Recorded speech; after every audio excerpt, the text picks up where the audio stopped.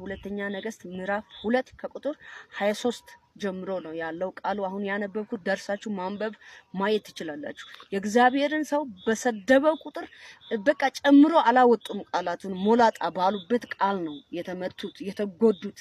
ስለዚህ የእግዚአብሔር ሰዎችን እየተሳደባችሁ እያፌዛችሁ ያላችሁት ሰዎች በጌታ ለምናችኋለሁ እናንተ እንዳትመቱ። የእናንተ መመታት የኔ መመታት ነው። ስለዚህ በእግዚአብሔር ሰዎች ላይ አታፌዙ።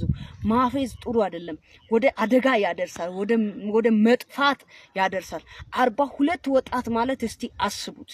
42 ወጣትን 2 ድብ ተጨማሪ ድብ አለ አይልም የእግዚአብሔር ቃል። 2 ድብ ወጥቶ ስጋቸውን በቃ ሰባብሮ በላቸው ይላል። ሞላጣ ባሉት ቃላት ነው የተበሉት የተመቱት። ስለዚህ ተጠንቀቁ፣ ንስሐ ግቡ። ለወደፊትም አይልመዳችሁ።